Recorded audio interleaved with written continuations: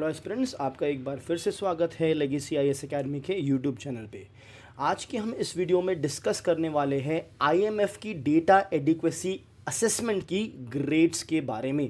तो आईएमएफ ने इंडिया को फिर से दी है सी ग्रेड की रेटिंग। किस चीज़ में? डेटा एडिक्वेसी में। आपको मैक्रो इकोनॉमिक्स या एक कंट्री की इकोनॉमिक हेल्थ, फाइनेंशियल इंडिकेटर्स, ये सारी चीज़ें मेजर करनी होती है ताकि आप इकोनॉमी को सही ट्रैक पे रख सके। अब इन सारी चीज़ों को मेजर करने के लिए लगता है डेटा। जी हाँ, आपको हर एक फील्ड में हर एक सेक्टर का डेटा लगता है at the urban local body level, state government या फिर सेंट्रल गवर्नमेंट, मतलब पूरे हिंदुस्तान, पूरे भारत का आपको डेटा लगता है। अब इसी डेटा को कौन सी कंट्री कितने अच्छे तरीके से कलेक्ट करती है, कोलेट करती है और प्रेजेंट करती है, इसी का असेसमेंट करता है आईएमएफ। और इस असेसमेंट में आईएमएफ ने कहा है कि इंडिया की जो असेसमेंट एडिक्वेसी है वो सही नहीं है, वो इनफ नहीं है, और इसी वजह से हमें दी है सी ग्रेड की रेटिंग। अब ये जो रेटिंग है, पिछले बार भी हमें सी ग्रेड मिला था, इस बार भी हमें सी ग्रेड मिला है, तो यहाँ पे इंडिया को कुछ इम्प्रूवमेंट नहीं किया गया है। तो हम देखेंगे आईएमएफ ने हमें सी ग्रेड की रेटिंग दी क्यों है और हम ऐसी कौन सी चीज़ें कर सकते हैं जिससे हमारी रेटिंग जो है वो सी ग्रेड से बढ़ के B grade and maybe in future someday A grade की हो जाए। तो let's begin with our video.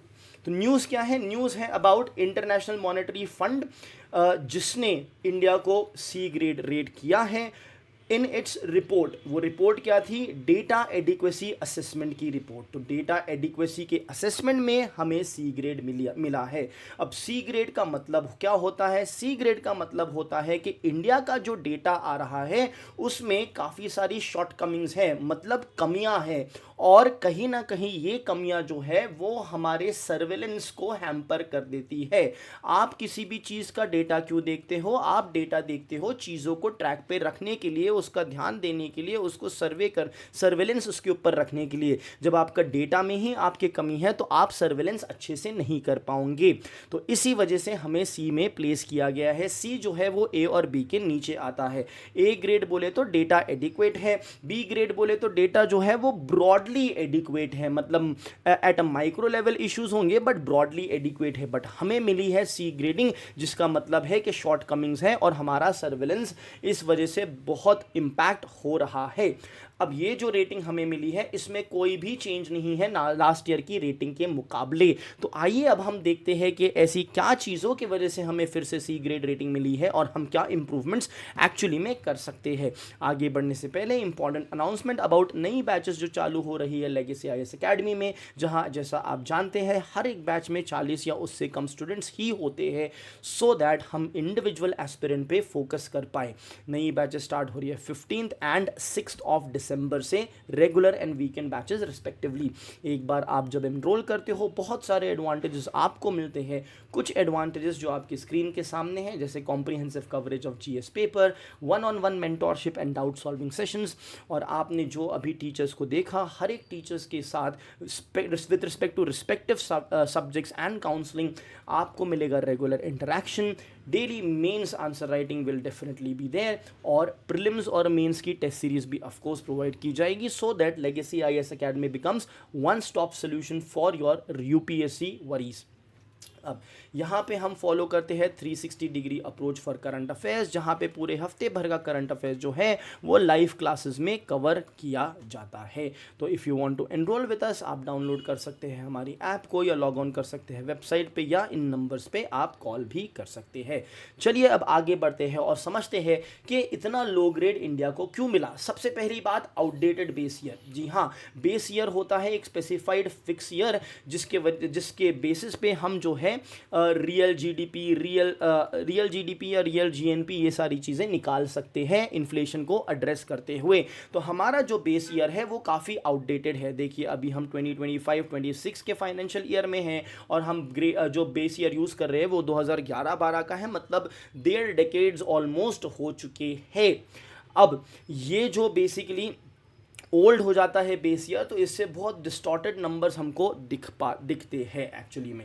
दूसरी बात यह है कि इंडिया की इकोनॉमी बड़ी डायनेमिक है और बहुत सारे स्ट्रक्चरल शिफ्ट्स हो रहे हैं, बट ये स्ट्रक्चरल शिफ्ट को रिप्रेजेंट करने के लिए हमारे पास डेटा अभी भी अनअवेलेबल है, स्पेशली बिकॉज बहुत हाई लेवल ऑफ इनफॉर्मेलिटी और let's say informal sector India में एग्जिस्ट करता है। और रीजंस अगर हम देखें तो यहाँ पे दिखता है फ्लॉड डिफ्लेशन प्रैक्टिसेस। जी हाँ, डिफ्लेशन मतलब क्या? प्राइस में जब गिरावट होती है उसे डिफ्लेशन कहते हैं। जब प्राइस इंक्रीज होता है वो इन्फ्लेशन होता है, जब डिक्रीज होता है तो डिफ्लेशन होता है। तो हमको डिफ्लेशन को भी अकाउंट करना पड़ता है, बट डिफ्लेशन को अकाउंट करने की जो हमारी प्रैक्टिस है वो सही नहीं है। ऐसा इसलिए क्योंकि इंडिया यूज़ करता है होलसेल प्राइस इंडेक्स, मतलब होलसेल बायर के लेवल का जो चेंज है प्राइस, हम उसको ध्यान में रखते हैं, ना कि प्रोड्यूसर प्राइस इंडेक्स जो कि प्रोड्यूसर या फिर प्रोडक्शन लेवल पे ही चेंजेस को दर्शाता है। तो प्रोडक्शन लेवल पे हम चेंजेस नहीं देख रहे हैं, हम होलसेल लेवल पे देख रहे हैं। तो ये एक इशू है। उसके अलावा जो हमारा डिफ्लेशन पैरामीटर है और या प्रोसेस है वो सिंगल डिफ्लेशन पैरामीटर है। सिंगल डिफ्लेशन मीन्स जैसे कि मान लीजिए कि आपने एक फिनिश गुड, कोई भी एक फिनिश गुड ले लीजिए। अब एक फिनिश गुड जैसे मान लीजिए कुछ गारमेंट्स आपने ले लिया, कुछ गारमेंट्स जैसे कि शर्ट्स या ट्राउज़र।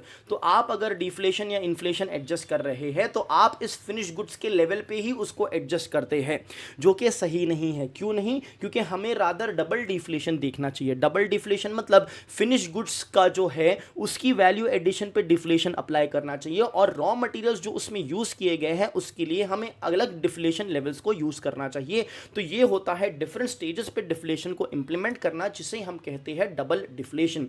तो ये चीज बेसिकली हमें करनी चाहिए, ना कि सिंगल डिफ्लेशन जो इंडिया करता है, जो सिर्फ फाइनल गुड्स पे डिफ्लेशन लगा देता है। उसके अलावा एक बड़ी सी चीज़ अनएक्सप्लेन्ड है जो कि है जीडीपी डिस्क्रिपेंसी। अब जीडीपी कैलकुलेट करने के 3 मेथड होते हैं, एक्सपेंडिचर, इनकम और value added approach. Expenditure method जो यहाँ पे दिखाया गया है, उसके अलावा एक होता है वैल्यू एडेड अप्रोच जिसे हम प्रोडक्शन मेथड भी कहते हैं। अब इंडिया में जीडीपी कैलकुलेट करी जाती है अलग अलग मेथड से, और क्योंकि सब हम दोनों मेथड से जीडीपी ही कैलकुलेट कर रहे हैं तो आंसर जो है सिमिलर आने चाहिए। बट देखा ये गया है कि प्रोडक्शन मेथड से कैलकुलेट की गई जीडीपी और एक्सपेंडिचर मेथड से कैलकुलेट की गई जीडीपी में काफ़ी सारे डिफरेंस, काफ़ी बड़ा डिफरेंस आ रहा है, जो अभी तक के हम एक्सप्लेन नहीं कर पाए हैं कि भाई इसका रीज़न है क्या। सेम आना चाहिए, अब डिफरेंट आ रहा है, उसका रीज़न हमें नहीं पता। हमें अगर रीज़न नहीं पता तो हमें ये नहीं पता रहेगा कौन सा एक्चुअली में सही है या गलत है। तो हमें पता नहीं चलेगा कि हमारी जीडीपी एक्चुअली में ज़्यादा है या कम है, क्योंकि इसमें डिफरेंस तो बहुत ज़्यादा आ रहा है। जब हमें यही नहीं पता तो हम उसको सर्वेलेंस कैसे कर सकते हैं। उसके अलावा सेक्टर वाइज जो ग्रॉस फिक्स्ड कैपिटल फॉर्मेशन है, सेक्टर वाइज अलग अलग सेक्टर का, वो भी पब्लिश जो होता है वो बहुत डिले से पब्लिश होता है। सीजनल एडजस्टमेंट जीडीपी का हम नहीं करते हैं एज सच, वो भी एक बड़ा इशू है। कंसोलिडेटेड डेटा मतलब 3 गवर्नमेंट के हमारे स्टेज फेजेस है, या फिर आप कह सकते हैं लेवल है। एक है हमारी नेशनल गवर्नमेंट, दूसरी है हमारी स्टेट गवर्नमेंट, और तीसरी है हमारी लोकल गवर्नमेंट, जिन्हें अर्बन लोकल बॉडी या फिर ग्राम पंचायत। तो हमारे पास इन तीनों का कंसोलिडेटेड डेटा एज सच नहीं है। उसके अलावा आरबीआई जो पब्लिश करता है स्टेट के फाइनेंसेस, वो 1 साल से ज़्यादा के गैप से आरबीआई पब्लिश करता है, जब data as good as useless हो जाता है, क्योंकि 1 साल उस डेटा को हो गया, काफ़ी सारे चेंजेस हो चुके होंगे, तो अब भाई मैं इस डेटा का क्या उपयोग करूँ। अब ये चीज़ें इंपॉर्टेंट क्यों है? क्योंकि आईएमएफ ऐसे सर्विलेंस खुद भी करता रहता है, रिपोर्ट्स लेके आता रहता है। So it's good that India performs well on these parameters, because उससे इन्वेस्टर कॉन्फिडेंस बढ़ता है। मैक्रो इकोनॉमिक पॉलिसी फॉर्मुलेशन में हमारे सरकार को खुद मदद होगी, और इंटरनेशनल कंपेरिजन्स भी बड़े आसानी से किए जा सकते हैं। इसलिए डेटा का अवेलेबल होना बहुत ज़रूरी है।